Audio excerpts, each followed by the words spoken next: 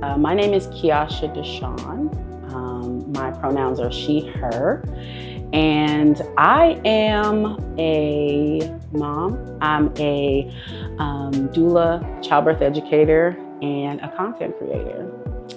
I'm the owner of Elephant Song Doula Services, which is a Black-owned and Black-staffed private doula practice right here in Pittsburgh, PA. I also launched the social media platform Your Black Doula in 2020 to share funny, relatable, and informative videos about pregnancy, birth, and postpartum. The key aspects of my identity that shape who I am, first and foremost, is my Black womanhood. Everything I do and everything I am stems from my love for Black women. I often tell folks that there is not a deep, dark hole that I have found myself in life that a Black woman did not stick her hand down there and pull me out. And so I feel an immense love, an immense reverence, just a big, deep love for Black women and Black folks. And that keeps me going and keeps me wanting to pursue this type of work. The biggest and longest going project that has come out of Elephant Song Doula Services is Your Black Doula. During my work in COVID with expectant families and postpartum families, I saw that there was a need to connect. There was a need for families that were locked inside and kind of having all of these questions going around in their mind about their body, about their baby, about what was going to occur when they gave birth during a pandemic. And I saw an opportunity in social media, specifically TikTok, to get information to families that may have been missing a large chunk of that during the pandemic. So that has amassed a following of over 25,000 across 3 platforms. From TikTok to Instagram and Facebook, we were really able to build a community of folks that are looking for evidence-based information about pregnancy and birth. We also, since 2020, have hosted free childbirth education boot camps for community members. Right in East Liberty, we found a space that has allowed us to teach families individually or in groups. And we love to see families learn all of their different options about pregnancy and birth. So as a mother and as someone who has supported expectant families for so long, reproductive justice to me looks like families that choose to have children have everything that they need to safely raise their children and to also thrive as a family unit. So that means, keeping things accessible and available, whether that's healthcare, transportation, education, all of those things really culminate into what your reproductive life looks like. What you have access to shapes what your reproductive life looks like. And so I really just envision access that is unencumbered. I envision families making choices that work for them, and there not being any undercurrents of judgment or discrimination. I envision Black families not seeing maternal and infant mortalities that are daunting and scary. I envision freedom to choose whatever that looks like for each individual. I think what a lot of folks do not understand is that your reproductive rights, the rights to what happens to your body, are the core of society. Our children and our birthing folks are very literally the foundation of our society. If our mothers and our birth givers are not safe, our children are not safe. If our children are not safe, they are not growing up to be healthy, happy adults. And we all know what happens when we have children that are not cared for. They grow up to be very hurt adults. They grow up to be adults oftentimes that hurt others. And sometimes folks don't see how far-reaching implications can be when we are not taking care of the most vulnerable in our society. A future where reproductive justice is fully realized is a space where my choice does not change how folks interact with me. It doesn't change how I have to move through my everyday life, because those choices are supposed to be mine and mine alone. I shouldn't have to consult anybody, and I should have the support that I need.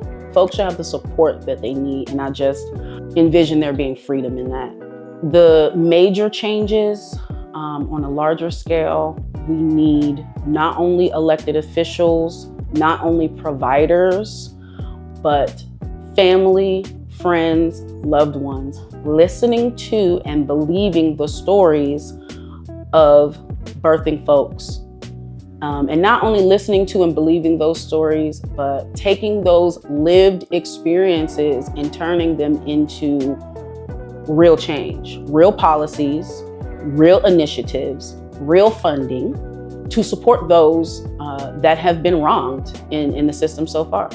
It's not my opinion. The fact is that discrimination is the biggest barrier and issue with receiving quality reproductive care and reproductive justice.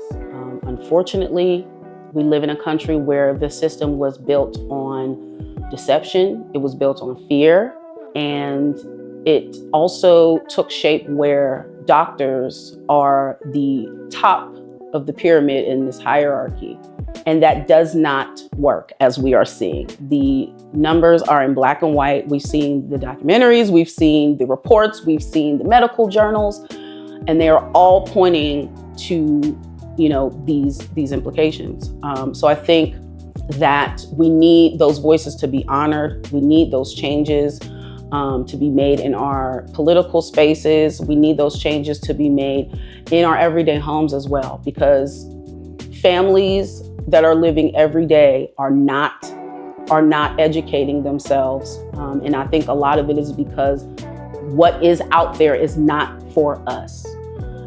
When I first started teaching breastfeeding, it was very difficult to find materials that had brown breasts and brown areola to show families that are brown. And so that led me to create, content that reflected the folks that I was serving. And any time that I have yielded and allowed them to ask those questions, to be vulnerable, to tell me what they need and what resources they need to be connected to, their birth was exponentially better because they felt much more in control. They had the knowledge that they needed to make the good decisions. Organizations have a very unique position in this fight.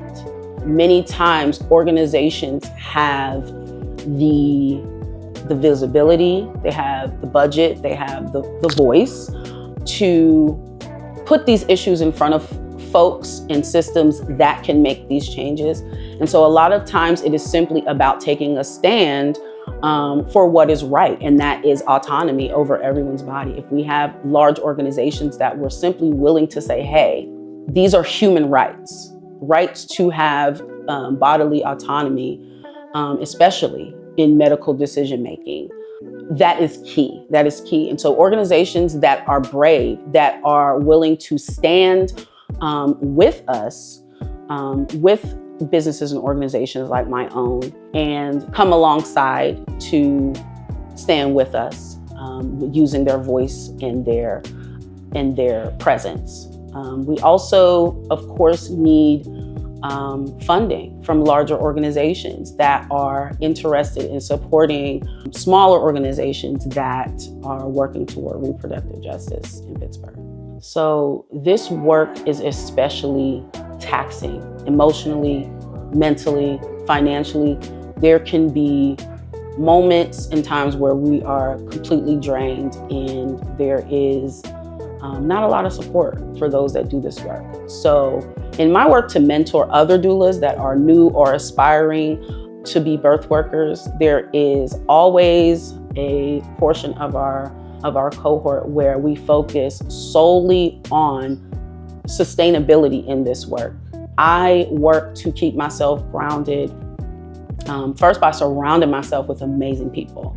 The people that you are connected to are going to play a huge role in how you move through this world. And so one of those ways that I keep myself grounded is having amazing people around me. I also make a habit of listening to my body, knowing what my body needs and when. And lots of times our bodies are in need of rest and we do not listen. So I work really, really hard to make rest a practice every single day. I also work really hard at just keeping my schedule tight. With birth being so unpredictable, the times that I do not attend births, I make sure that I am giving myself an abundance of what I need: comfort, love, peace, quiet, music, meditation, whatever that looks like, so that when I am stepping into the birth space again, I'm renewed, I'm refreshed, and I'm grounded. The call to action that I would make is for folks to listen to the stories of your loved ones. So many birth stories, stories of loss, stories of pain, stories of discrimination, sadness, and hurt are locked within the hearts and minds of Black birthing people. They have given birth, they have experienced atrocities, and have not told a soul.